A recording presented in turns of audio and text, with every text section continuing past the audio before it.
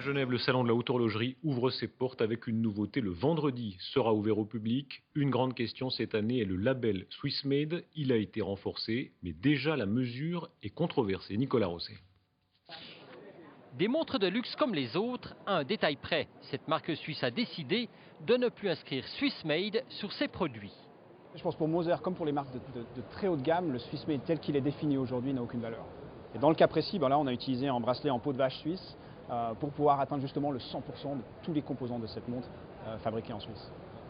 100% suisse, l'écart est gigantesque avec le Swiss Made officiel qui n'exige que 60% de valeur suisse. Cette autre marque renonce également au Swiss Made pour certaines montres. On le met sur certains modèles, surtout sur les modèles entrée de gamme chez nous, sur les premiers prix, mais on ne le met pas sur les pièces d'exception parce que pour des raisons soit techniques, soit esthétiques. Principalement esthétiques parce que souvent ce Swiss Made c'est quand même un peu une verrue sur le cadran. Une verrue, le mot est fort car la grande majorité des marques affichent Swiss Made. C'est le cas pour cet horloger neuchâtelois qui va pourtant bien au-delà de la limite des 60%. Nos montres sont à plus de 98% fabriquées en Suisse, mais nous conservons le Swiss Made parce que c'est un symbole au même titre que l'arbalète. Aujourd'hui, de nombreux labels comme Qualité Fleurier ou Poinçon de Genève pallient aux faiblesses du Swiss Made. Alors pourquoi pas un seul label de qualité? La haute horlogerie devrait être plus clairement définie à travers un label propre. Avec un label haute horlogerie, on serait à plus de 80, plus de 90% de valeur? Certainement, certainement.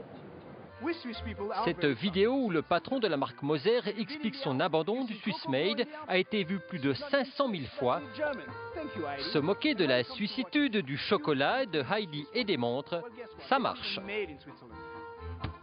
Il doit assurer la planification et le financement des routes. Le Fonds pour les routes nationales et le trafic d'agglomération, alias FORTA, sera soumis au peuple le 12 février prochain. La Suisse romande et notamment Morges ou encore la liaison Le Locle, la Chaux-de-Fonds devraient, selon la Confédération, en bénéficier directement. Problème, selon ses adversaires issus essentiellement de la gauche, son coût 600 à 700 millions à charge des contribuables et le fait qu'il encourage l'augmentation du trafic routier. Avec nous pour en parler, Pierre-André Page, bonjour, vous êtes conseiller national UDC fribourgeois. Forta encourage l'augmentation du trafic et le bétonnage également. Est-ce que c'est ça qu'on veut? Oui, bonjour. Non, je ne crois pas du tout que le fonds Forta va encourager le trafic. Le trafic est déjà exagéré maintenant. On a une forte population qui augmente, on a une forte mobilité également de la population, ce qui entraîne les bouchons que chaque travailleur vit le matin, à midi et le soir lorsqu'il va au travail. Et également au niveau des entreprises, les entreprises qui ont leurs employés qui sont dans ces bouchons, il y a une perte qui a été évaluée par la Confédération d'environ 1,6 milliard de francs par année. Donc, il est très important de prendre des mesures le plus vite possible. Mais pour en revenir au trafic, on sait que si on augmente le potentiel, on augmente le trafic indirectement.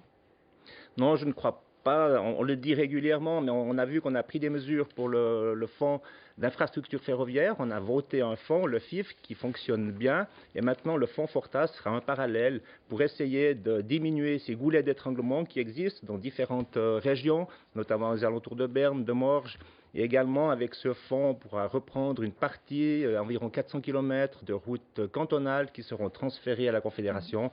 Donc, une diminution des montants pour les cantons. Bon, l'autre problème, Pierre-André Page, c'est en quelque sorte la déresponsabilisation du pollueur. En l'occurrence, l'augmentation à sa charge est de 4 centimes sur la surtaxe sur le carburant. C'est pas ça qui va les inciter à choisir des moyens de transport plus écologiques.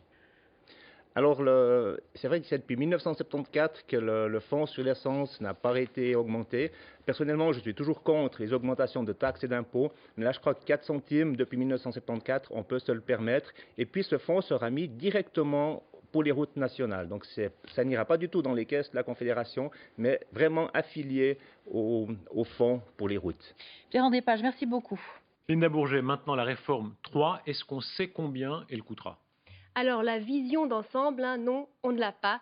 Par contre, ce qu'on peut dire, c'est que dans un premier temps, on s'attend à des pertes fiscales d'au moins 3 milliards de francs par an, 1,3 milliard à la charge de la Confédération et plus de 1,9 milliard à la charge des cantons et des communes. Ça, c'est un calcul basé sur les projections d'une dizaine de cantons. Pour les autres, on a aucune idée de ce qui va se passer, mais on voit déjà qu'il y aura de grandes disparités, avec Zurich qui se prépare à encaisser les pertes les plus importantes et les cantons de Genève, de Vaud, de Berne, du Valais qui se préparent aussi à des pertes à hauteur de centaines de millions de francs. Chez les partisans de la réforme, comment est-ce qu'on justifie de tels chiffres ? Alors, pour le camp bourgeois, pour les milieux économiques, eh bien, l'enjeu de cette réforme, c'est carrément l'avenir de l'économie suisse. En cas de non, ils prédisent un exode massif des multinationales et ils brandissent des chiffres vraiment spectaculaires et inquiétants.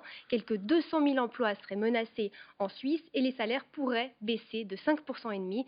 Maintenant, soyons clairs, cette réforme, c'est un changement fondamental de notre manière de taxer les entreprises en Suisse et on ne peut pas mesurer quels effets elle va déployer à moyen et à long terme. Le 12 février, le peuple devra donc faire un pari basé davantage sur des convictions que sur des faits.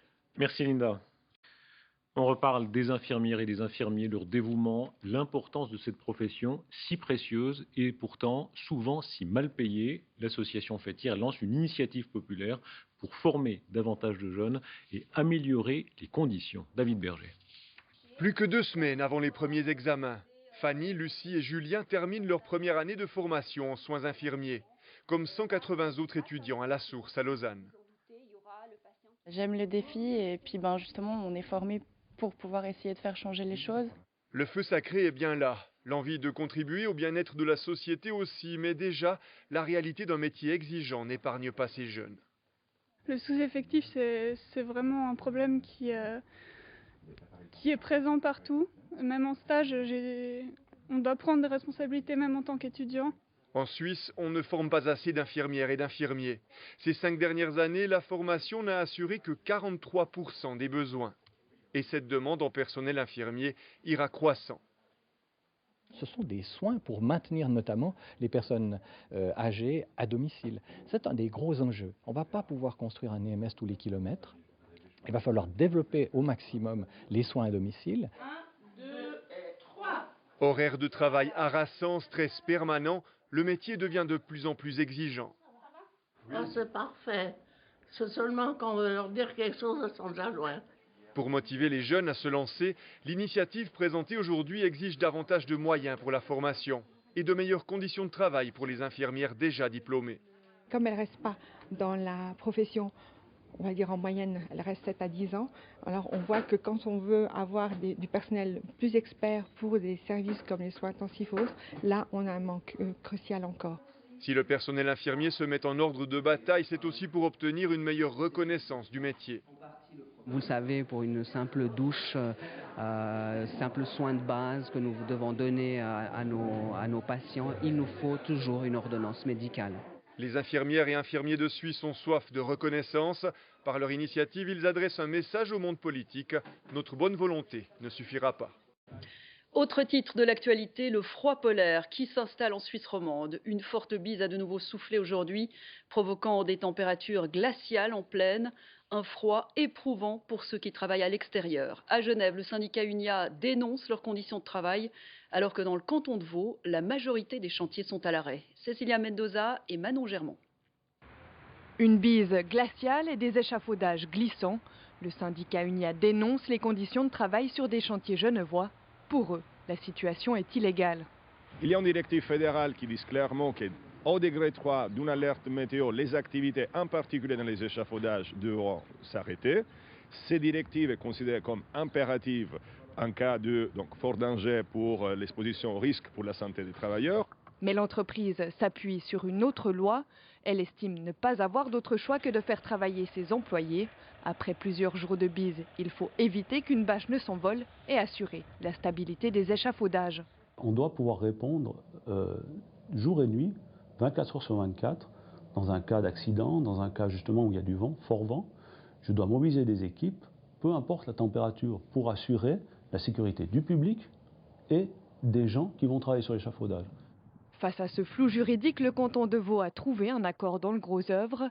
Température ou quantité de neige, des critères précis ont été fixés pour définir quand un employé doit avoir congé.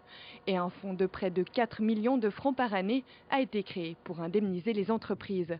Il garantit un salaire complet aux employés dès le premier jour d'arrêt de travail.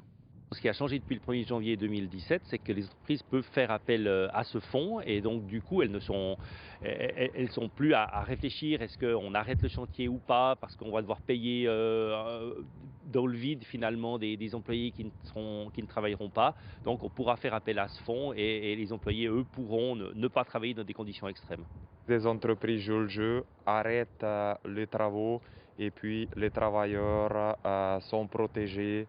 Les syndicats espèrent la création d'un même type de fonds d'indemnisation sur le plan national. Des discussions sont actuellement en cours. La votation cantonale du 12 février approche à grands pas. Et sur territoire neuchâtelois, c'est l'avenir de l'hôpital public qui est en jeu. Deux visions s'opposent qui mettent à mal l'unité du canton. Celle qui demande le maintien de 2 sites de soins aigus dans le haut et le bas du canton. Et le projet du gouvernement qui prévoit un hôpital de soins aigus à Neuchâtel et un centre de réhabilitation à La Chaux-de-Fonds. Le détail avec Léa Gelmini. Un SOS comme un appel à l'aide des Neuchâtelois des montagnes. Plusieurs centaines de personnes sont venues soutenir l'initiative pour 2 hôpitaux autonomes. C'est pour défendre l'hôpital de La Chaux-de-Fonds et puis pas qu'on soit tout le temps laissé pour compte là dans le haut qui est tout à Neuchâtel. La Chaux-de-Fonds, c'est déjà plus grand que Neuchâtel, donc je ne comprendrais pas pourquoi on n'aurait pas d'hôpital. On a vraiment l'impression que le haut du canton n'est pas respecté. Battons-nous, vive l'hôpital de La Chaux-de-Fonds. Un sentiment d'abandon des montagnes neuchâteloises qui perdure depuis des années, cristallisé dans le dossier hospitalier. Alors pour défendre l'initiative, les exécutifs des communes du Haut s'unissent. Quand les conseils d'État successifs fragilisent les montagnes neuchâteloises, notamment la descente, la perte de l'école d'ingénieurs, le fait que maintenant c'est l'hôpital, ce n'est pas nous qui allumons les feux, mais clairement nous sommes là aussi pour défendre les montagnes neuchâteloises. Nous sommes une région qui produit de la richesse, on doit aussi pouvoir compter sur des structures publiques. Communication sur les réseaux sociaux, distribution de tracts, affiches, conférences de presse, une campagne menée pour le moment surtout dans le haut du canton, là où disparaîtrait le site de soins aigus en cas d'acceptation du contre-projet. Mais les initiants refusent le terme de défense régionaliste. C'est un cri à tous les Neuchâtelois. Combat au bas, oui, bien sûr, puisque actuellement on veut nous faire valoir le fait que de toute façon on a la démographie pour nous. Ça c'est vraiment un mauvais argument qu'on ne voudrait pas entendre et on refuse. On ne se bat pas contre le bas, on se bat pour tout le canton. Le gouvernement, soutenu par plusieurs associations du domaine médical, mène lui aussi sa campagne d'information. Moins virulente, fonction oblige, mais avec la même volonté de convaincre. On sent quand même des fronts entre les porteurs du projet de l'initiative et puis du contre-projet du Conseil d'État. Des fronts qui sont quand même relativement tendus encore. J'aimerais vraiment former encore une fois l'espoir, le vœu que cette campagne ne laisse pas de traces dans l'unité de ce canton, qu'on arrive à débattre du fond, même vivement, sans qu'on passe à des querelles personnelles, des invectives ou à des clans qui se formeraient. Malgré les divergences d'opinion, les partis s'accordent sur un point, la crainte que la ligne de fracture ne s'agrandisse le 12 février.